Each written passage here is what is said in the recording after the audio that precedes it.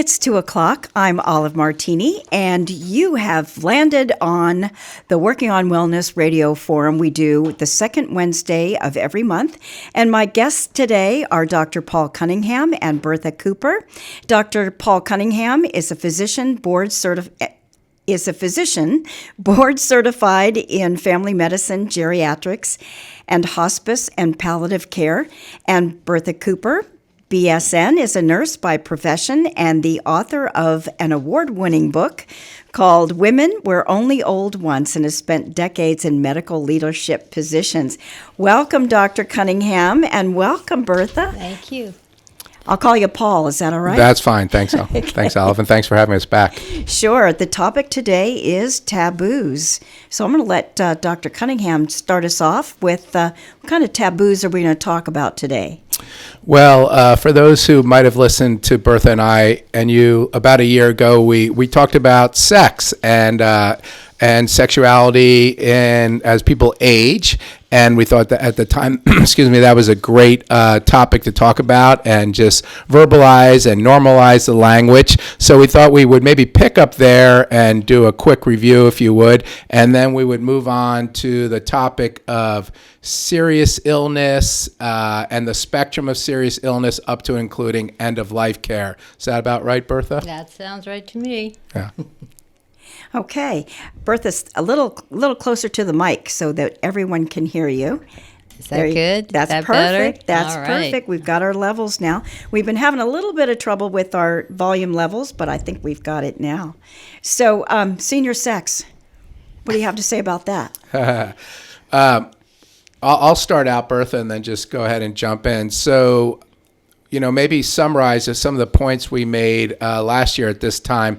Number one, it happens. Yes, as we age into the 60s, 70s, 80s, and beyond, the majority of people remain sexually active. The majority of people, if not sexually active due to a lack of partner, will have interest in remaining sexually active, and there's a lot of ways for that to happen, of course. And then along with that, not infrequently, there are some concerns, there are some difficulties, whether it's physical or psychological, that they have concerns about. And I think we spent a fair amount of time talking about how you can talk to your healthcare provider about it and broach the topic and get at some of those things. And then I think, Bertha, you were commenting that we talked a fair bit about as we age, and particularly around sexuality, that connections, with our intimate partners and communication with them, and then, of course, communication with healthcare providers to the extent that they need to be involved in what's going on in the bedroom. What did you want to add to that, Bertha? Well, how interesting is that? I just want to add, we talked a lot about language. What do we say? How do we talk about sexual activities? And because it's embarrassing or it's very personal, so that we part of our point was, let's try to normalize that conversation. If that's not easy to do nowadays, I'm going to just add a comment here. Some of our worst or our most offensive language in swearing are sexual. They're sexual words. And I've written about this often because that is a place where we could start, or at least to point out to people, this is what you're saying about a beautiful, intimate act. You're making it less so. So language is important. It sends a message.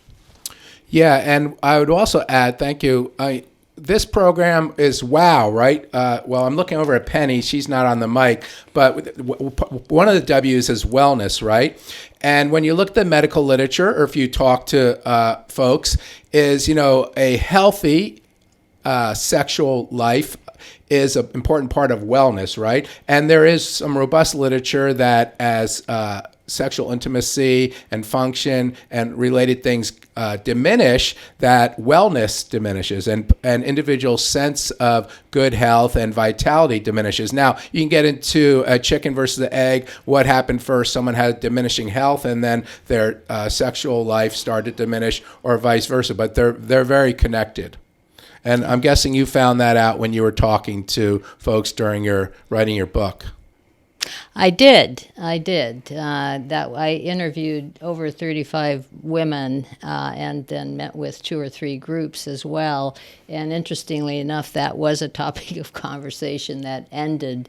That was part of their request of me, or things that the women themselves wanted to talk about. They were looking for that conversation and wondering what was normal, and wondering, for example, what do I do? Now the doctor has given my husband or my partner Viagra, what does that mean to me? And I'm not quite there yet. So it's something we need to talk about. I think it is a private issue, and a provider is a good place to start who can help with that adjustment, the adjustment that occurs with aging. Yes. Well, talk a little bit about for women if sex is painful. Talk about that a little bit. Yeah, and great segue. So, of course, as Bertha pointed out, everyone has heard about Viagra, right? It was a blockbuster drug starting about 20 years ago now.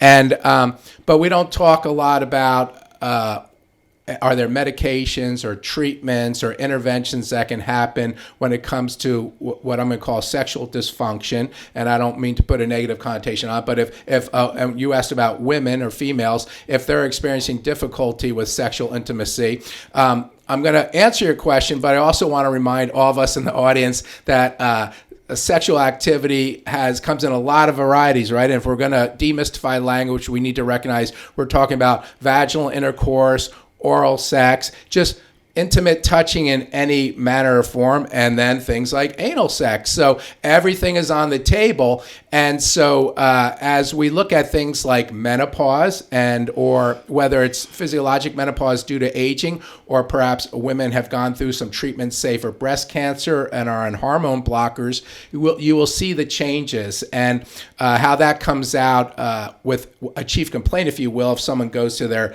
healthcare provider, is vaginal dryness, pain with intercourse. And we did talk about that, and I don't know how much of our hour together today we want to go, into detail about all this, but we did talk about that on our last program. But what I would say is there are absolute interventions. And I want to pause one more time. I don't mean to medicalize all this. I mean, you brought me on because I have MD after my name. Bertha is a nurse by profession, and she can speak to both the medical side and the other aspects of it. But when it does come to some of the challenges for women having sex, let's get very specific. When it comes to the lining of the vagina, the cells that line the vagina atrophy or start to shrink and or disappear when estrogen diminishes, be it due to age or medications, that there are some specific treatments, things like topical estrogen, things like lubricants, but also my colleagues in the physical therapy and occupational therapy world, not to mention counselors and sexual counselors and folks who will work with couples on intimate relationships and so forth and so on. There are other things. There are relaxation techniques. There are biofeedback techniques. There are tools and instruments we can use. Prepare yourself to kind of help the vagina get used to things being inserted. So all these things, a lot of things are available.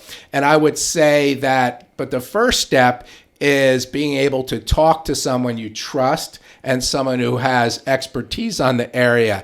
And I will be the first person to admit, a physician of 20 plus years, including specialty training in geriatrics. Am I the end all and be all expert on sex in the aging population? No. But if you go to your healthcare provider, first of all, how do you broach those topics?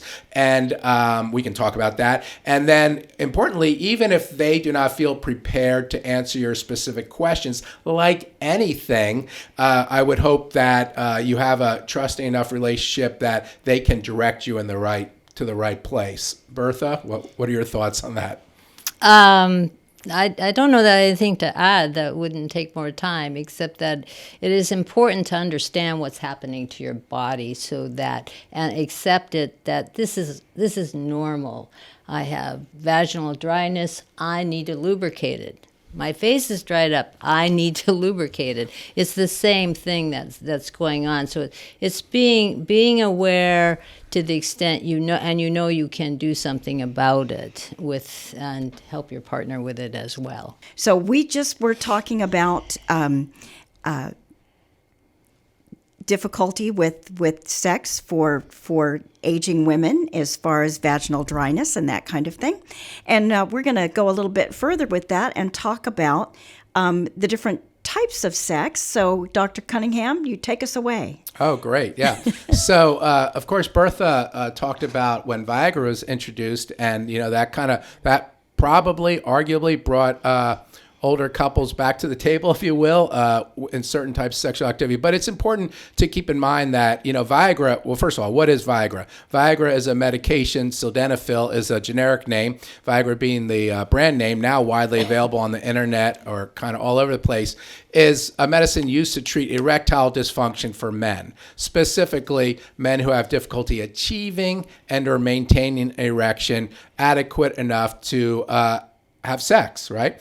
And so, as I talked about, there are different routes for sex. And importantly, let's just say we rewound the clock for 20 years and Viagra never came along. Side note, if you've not heard this story before, sildenafil was originally being researched as a hypertension or blood pressure medication. And I think this is a true story. It could be an urban myth. Either way, it's a great story, which is that it didn't really pan out for lowering blood pressure adequately. It is used in the cardiovascular world for other uses, which I won't go into here. But what they found was, as research studies tend to go, or as this story goes, when they asked the men involved in the study to give back their supply of research medication, not everyone was bringing it back as directed. And when they started looking into what side effects or other things men were experiencing, well, lo and behold, they found out that achieving and maintaining erection anew from before this medicine was something. And then I believe it was Pfizer at the time figured out, wow, this is not going to play out as a good blood pressure medicine, but what do we have here? And of course, the rest is history.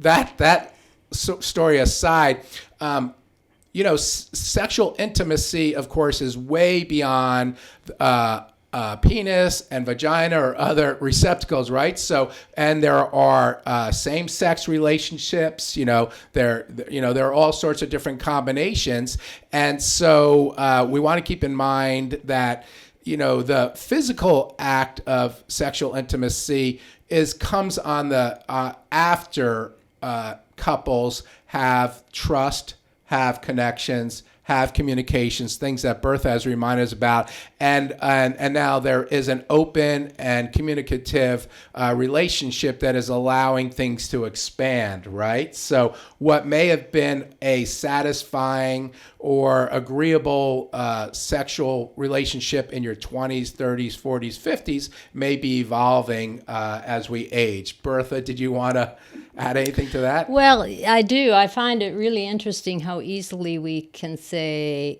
erectile dysfunction, or we can say penis, but we don't say clitoris. We do not say the things that are essential to a woman's sexual satisfaction. And I think that's worth pondering. I won't spend the time pondering it right now, but I think there are many different partners in sex. It could be male, it could be female, or male-female partners.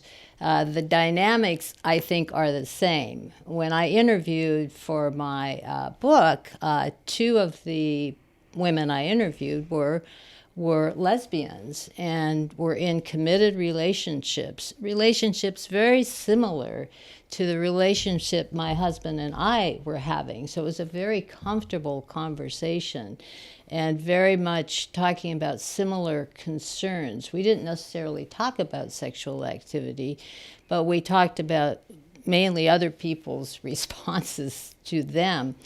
I think a lot of that's kind of clearing out now that there is more acceptance and more legal opportunities for people to do.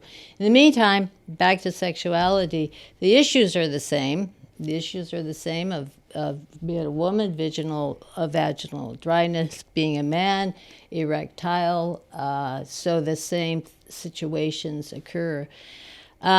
Paul, you know what I'm really curious about? Have you ever seen the carrot commercials? Possibly continue. Yeah. Tell me more. Well, it's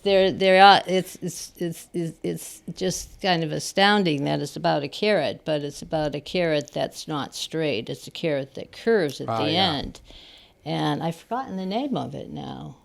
Peyronie's disease. Yes. Yes, it's on the television quite a bit. Yes. So how important is that? Oh, wow.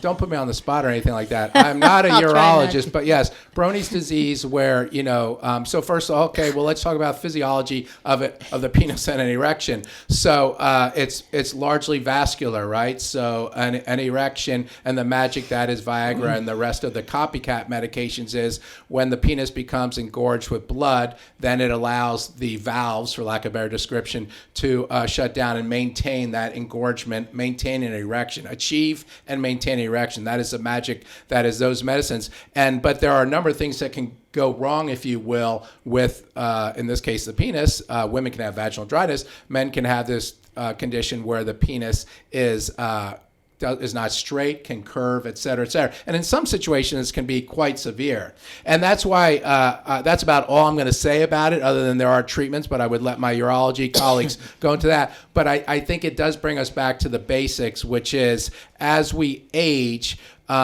sexual intimacy comes in a lot of forms, and it's entirely possible that the usual penis vaginal intercourse is not the predominant form, right? And so having those connections in other ways and exploring those connections is of paramount importance, I would say, on that one.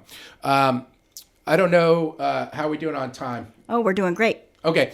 The other thing I do want to review from our last time, and then maybe if we want, we can move on to new taboos, is the idea of sexually transmitted diseases. And, as we age, they still exist, right? So here in Clown County, in younger people, sexually transmitted diseases, unfortunately, including things like syphilis, are on the rise. I mean, syphilis, as a geriatrician, I used to occasionally talk to some of my favorite patients, which were World War II vets, and they had maybe experienced syphilis back in the day, and then you just don't talk about it. But these things are on the rise again in younger people, and they still exist: syphilis, herpes, et cetera, et cetera. So if you are engaging in genital to genital or genital to other orifices contact, you want to be aware of that. That may include using a condom, or there are other latex barriers beyond condoms,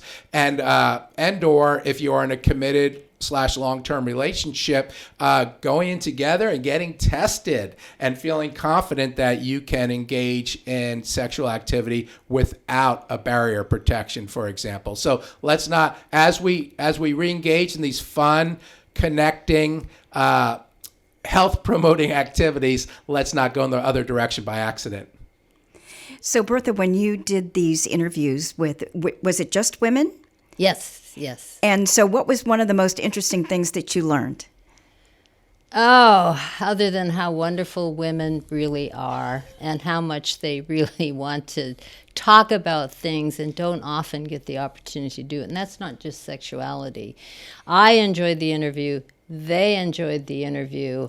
To pick out one important thing, I'm not sure that I can do that at this short notice. I caught you off guard. Well, you did, but it's okay because it's worth thinking about. I had a series of questions. I used the same with everyone, and really tried to probe what were their attitudes about aging. I mean, talk about taboo. I think one of taboos can be cultural or they can be personal. Well, culturally in our society, aging is almost a taboo. We don't really talk about it. We don't have the reverence for aging people. It's not something that's admired. We still are youth-oriented. The exceptions to that are, of course, tribes where elders are revered. They get to eat first. I mean, they are honored for their wisdom and what they are. We don't do that. So part of my talking about aging was for my own self to handle my own fears about aging and the things I thought about. And I wanted to know from other women, are they thinking about the same things, and what do they do about it? So I'm not sure where to go from here. No, that's good. Well, we could transition into as we age and serious illness and things of that nature. But before we go there, I want to add something, a couple things actually. Number one, when I arrived on the peninsula 20 years ago now, I was a young guy in my practice, right? So I'm this young male physician, probably the only geriatrician within 100 miles or so, and I was taking care of a lot of aging women, right? Were they comfortable talking to me? Was I comfortable broaching the topic? The true answer, the accurate answer is no, because I could probably count on one hand, maybe two, if I want to exaggerate a little bit, how many times we broached this topic, right? But that was 20 years ago now, right? So I just call that out to say also with aging, and what I see in my older patients is kind of this, deservedly or otherwise, this kind of reverence or respect for their healthcare provider. I want to be very clear, if you're someone and seeing a provider of a different gender and you're not comfortable talking to them about these things, by all means, go seek care from someone else. I'm here to tell you, we don't take it personally, and we want you to get the care you need. So never, if you have a young male physician, nurse practitioner, etc., taking care of you as a woman, and that's just not your vibe to talk to them about that, then call the front desk, whatever clinic, and say, I would like to see a female provider. And on that note, since we all know time is of the essence when we're having visits, tell the front desk, I want to talk about a personal matter. And that's what you're going in for. And if you have access to things like My Chart, which most people in this region are on Epic, that's a patient portal, you can tell the front desk, personal matter, and then you can message your provider and say, I'm coming in next week and I want to talk about X, Y, and Z. And that's just setting you and them up for success, because I'll bet that physician or other who may not have the expertise is going to do their homework if you give them a heads up. My guest today, Dr. Paul Cunningham and Bertha Cooper, who has written Women Were Only Old Once. And we just played before the Senior Report Mariah Carey with Hero. And Bertha, you chose that song. Why? I did, and I'm happy to tell you why. First of all, I'll set the stage by one of the fears that I heard, I had myself and I heard from other women. Greater than death was becoming disabled, becoming a burden on somebody else, or being unable to care for somebody that they love very much. So it all had to do with our own aging. Well, I'm in a circumstance now. My husband's in hospice right now. He's in in-home care hospice. He's been in it for 18 months, so it isn't an immediate death sentence when you join hospice. It's a supportive service. I asked that particular music be played because it speaks to finding the hero in yourself. And it came to me, and one of those moments when just circumstance and music came together in exactly the right way. My husband had fainted and fallen, hit his head. This was now 2 years ago, and he was in the middle. It was in the evening, and then in the middle of the night, and he was sent to OMC, and then he was helicoptered to Swedish hospital. And he was to have surgery to relieve any kind of brain bleed. Well, I was tired. We had already gone through quite a bit with him for something else already. I had to make arrangements. Who's going to do the cats? Where am I going to stay? What am I going to do? And my big question was, can I do this? Can I do this? It's the middle of the night, no sleep. Got in a car, got everything done, and put on Mariah Carey CD. And this was the second cut on the record. And I played that all the way to Swedish hospital, from early in the morning until I crossed the bridge and there. and it sustained me. It sustained me. It made me believe in myself and that I could do this. So I say that, I hope, as a word of encouragement, because whatever it takes for us to get through what we are getting through. So I just to go back to my husband going on hospice, and I've written about this in my SQM Gazettes. There are no secrets. Well, there are some secrets in there. For example, we still have a date night. So, but I'm not going to go into that. And we very much needed the help of people, and Paul Cunningham, doctor, was one of the people that helped us, the professional that helped us get set up with the right medications and get established with hospice. And all of a sudden he had, my husband was, and we were facing what we thought was going to be weeks or maybe a few months of life together. Turned out differently for us. But that's been a journey, and that's not a journey of mine alone. That's happened to a lot of spouses, not just men, not just women. It happens to all of us to carry on this. So I wanted to share that story because it leads into part of what Paul is so very good at, and that's understanding that process when we do enter a dying stage. What is it that's most important? What are the things that we need to think about? Because there's so much going on in your head that it's very hard to do. Paul, you want to pick up what it is that you do so well? Sure, and thanks for sharing yours and Paul's story. That's thank you for that, and that's a great transition. So much, I can go in so many directions. A few quick bullet points. Number one, so we're going to transition from the taboo of sex to serious illness and even end-of-life care, but not to put too fine a point on the story that Bertha just shared with us, and not to make assumptions, but one day you can be the intimate partner to a spouse, and the next day you wake up and you're a caregiver to your spouse. Think about that transition, right? And where do you go with that? You also, prior to the last break, we're talking about how as a culture we value youth and devalue aging, and I don't know if you used the word, but what I took away from it is, and the wisdom that comes along with it, and you mentioned that different cultures, tribes, etc., value that. What I've seen here as we talk about this next topic, as a geriatrician in this community for 20 years now, is SQM, of course, is a retirement community, and folks come here from all over the place, and they bring their dogs, their cats, their belongings, but what don't they bring? They don't bring their families. They don't bring their adult children, and then as you age, even adult grandchildren. So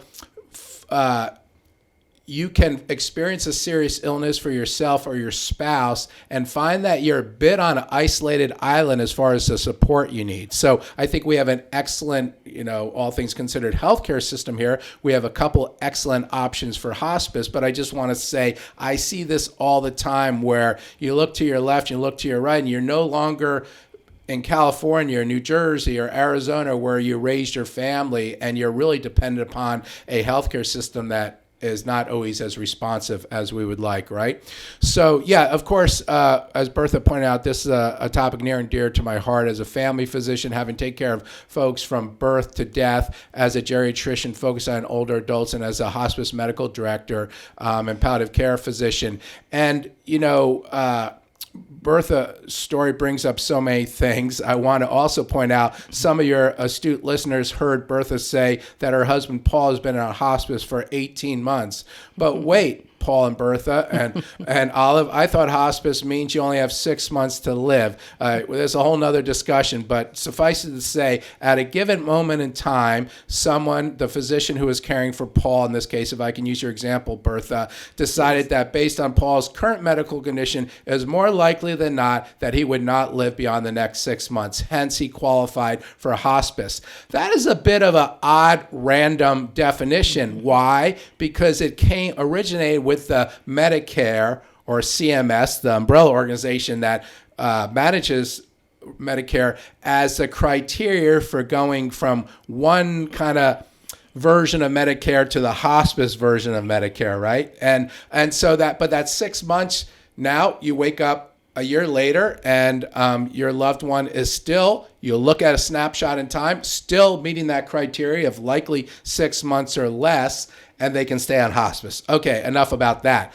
But that also exemplifies this spectrum of care, right? So we have someone is faced with a serious illness. Someone is faced with a life-ending illness. That may be 1 week, 1 month, 1 year, 10 years, right? And so also to put another term on the table, palliative care, again, a whole nother discussion. But palliative care, yes, palliative care is a part of hospice, but palliative care is basically taking care of an individual with a serious medical condition, regardless of their prognosis for months to years to live, and making sure we're attending to the whole person, the physical, the emotional, the symptom management, and their goals of care, right? So, and their hopes and fears. So for someone like, and we won't make this all about you and Paul, Bertha, but if I can just use it as one more example, for someone like Paul, his decision to go into hospice may have included a conversation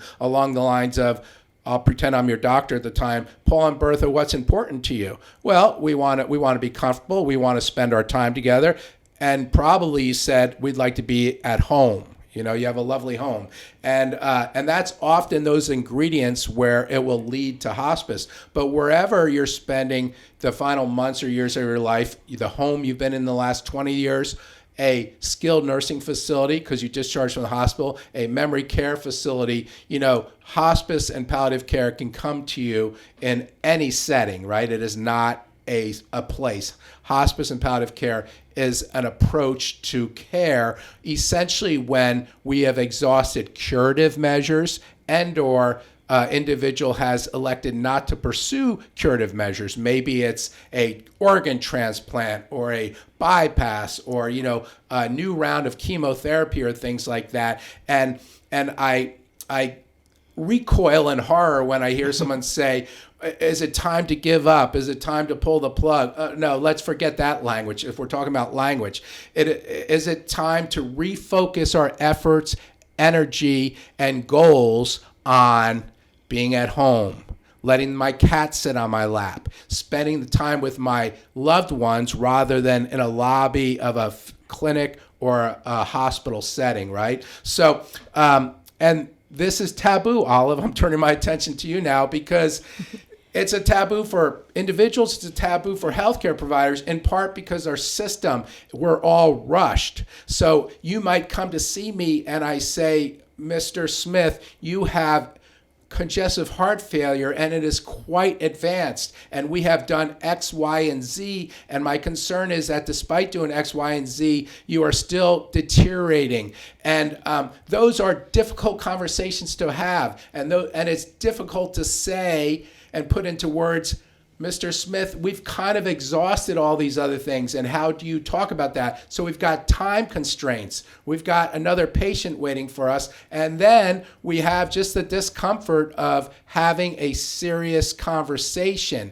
And what I will say, and then pause and let others jump in, is I see this as a very iterative process, right? And it's an ongoing conversation. So whether you're talking about understanding a prognosis of a serious illness, heart disease, lung disease, cancer, or you're talking about advanced directives, talking about living wills and surrogate decision makers and all that. It's not one conversation, right? And Bertha, I imagine you might want to jump in here because 18 months ago, you heard that your husband met criteria for hospice, and you probably started to wrap your mind around a certain time frame, and yet here you are 18 months later, which is just, I can't think of a better example of this thing we call palliative care, this thing we call serious illness, this thing we sometimes get to hospice on is a spectrum.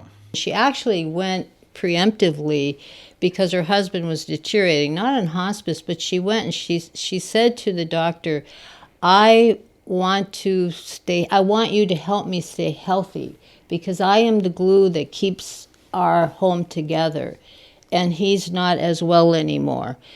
And the doctor didn't pick up on it. It was an amazing amazing drop for her. It was her first appointment with this engagement with this doctor. Well, she never went back. She went back one more time and then never went back because there was not that connection there of what she was trying to say. She was trying to say what I was saying directly to, what about this? Am I going to be okay? Are you running out of time? It's time for the weather. Okay, I knew something was coming. So I think what I'm getting from this conversation is talk to your doctor. And if you don't like what you hear, then keep talking to your doctor until they understand your position. And then if that's not working, then maybe you need to find a new doctor. Sure. Yeah. Could I say one more please thing? do. I just need to say this because it's so important to the process for both the dying person and the caregiver person.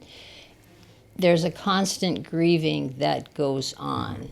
Every stage or every transition, as Paul mentioned, means grieving yet another loss. It's constant. It does not end. It's part of the process. And I think helping people understand that and helping them just say it. My best friends are those who will just listen to me. My not as good friends are those who will say, maybe you ought to get counseling, maybe you ought to get respite. Sure.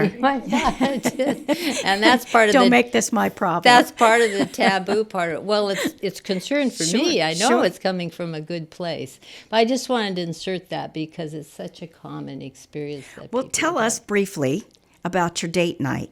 No, Olive, that is, actually I would love to, but I don't think Paul would like me to. But we do. We have a date every week. We have a date night. That's We do. lovely. Yes. I love that. Yeah. And on that topic, when I was preparing for today, I was going through a lot of different literature and stuff. And not surprisingly, the topic of sexuality, intimacy comes up in the palliative care and hospice literature. So I'll maybe we'll put your nurse on the spot and then we'll move on, Bertha.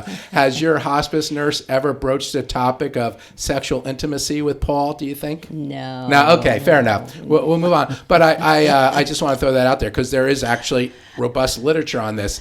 So taboos, again, back to the heading for today, finding yourself a caregiver.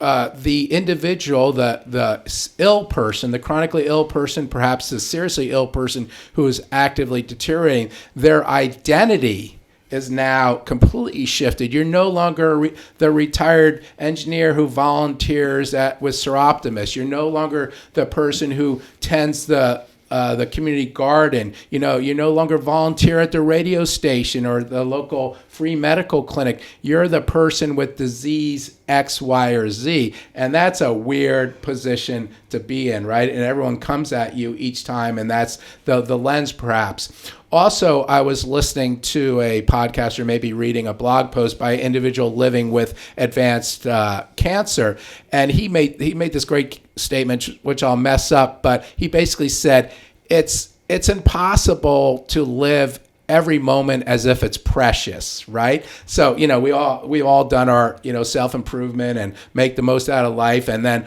we've all heard the very genuine and sincere stories that I was given a diagnosis that ultimately would lead to my death, and it was a gift because it allowed me to, really get clarity and prioritize, et cetera, et cetera. But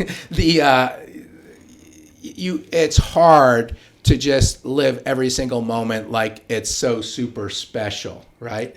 And I want to pick up one more point that Bertha spoke about, because I think it's a bit of a taboo, perhaps, is it's okay to narrow your people. And this is, I have a dear friend, I will call him a dear friend, I hope he'd say that's the same about me, former patient of mine, retired instructor in mental health. And, he said this to me some years ago. He couldn't even remember. He's like, as people come towards the end of their life, you start to narrow it. So just imagine you have a crystal ball and you have 1 week to live. Are you going to reach out to that person that you've invited to potlucks 20 times and never came to? Well, a year ago you might have, because that's the kind of person you are. No, you are going to narrow it down to the people that are meaningful to you, the people that bring you peace, the people that bring you support, and that's okay, and that's normal, and I know Bertha doesn't need to hear this, but maybe you do. So if you do, please know that. And for the folks out there, that if someone you care about is not necessarily responding to you, please, don't take that personally, but they are entering a new space in their life. And it's perhaps, if they are the caregiver, they will emerge from this and re-expand their orbit of folks. But just be supportive in any way you can. And I would leave it at that. I want to broach one topic, if we could, because let me think of the connection I was thinking about. Well, the topic I just wanted to broach was the topic of physician-assisted death, or what they now call medical assistance in dying. And I was thinking about this because, when I've given a lot of presentations over the years on end-of-life care and advanced care planning and all that. And there was a presidential election a couple times ago where people talked about death panels and all that. And one point I always feel compelled to make with patients and their families is the following: that say what you will about the American healthcare system, we are exquisitely designed to do more. Our default is to do more. So if there's any, and I'm sure there's exceptions to the rule, there always is, but if there's anyone out there worried that someone's going to limit your care or say no to more care, trust me, from a practical aspect of 20 plus years in medicine to just understand the systems, there is always more that someone will have to offer you. So I bring that up is, you sometimes are going to need to talk to your healthcare provider about, you know what, we've been thinking that maybe enough is enough here. Where are we going with this? And you might have to initiate that conversation. Medical assistance in death is a big topic, but I just broach it, not to talk about it a lot right now, but it's out there. And I know I have colleagues who are very clear with their patients that they have a faith-based approach to the way they practice medicine, they view the world. And if you have a trusting relationship with your provider, you may know that about them. Your provider may choose to, for example, pray with you. And that is, I think, reasonable and appropriate if it's two people who consent to it. At the same time, that trusted provider, at a time when you feel like you want to broach a topic about something exquisitely as sensitive as physician-assisted death or medical assistance dying, that you may now look at this beloved provider and say, I'm not sure they're open to that. So I just throw that out there as a difficult conversation, taboo, if you will. Well, we've hit a couple taboos today. We started off with sex and we ended with end of life. Yes, we did. I want to thank you both very much for coming in, Bertha Cooper. Hold up your book so that we can see. This book is Women Were Only Old Once, and you can get it at the library. And Dr. Cunningham, thank you so much for coming in. I always enjoy talking to the two of you. You tell me something I didn't know, and I hope that we were able to help people at home too. So the Working on Wellness Radio Forum is a service of the Dungeness Valley Health and Wellness Clinic, SQM's free clinic. And the clinic provides basic urgent care and chronic health care services to uninsured, and is open Monday and Thursday afternoons at 4:30. And you can see this program on squimfreeclinic.org. So see you next year. Yes? Yeah, thank you. You're welcome. We have about 3 minutes left. Let me see if I can't find a... We have one more song. How about my Linda Ronstadt song? It's going to go too long. We're going to play Harry Belafonte. Oh, that's good. Harry's good. Mama, look a boo-boo. All right, I like it. Okay.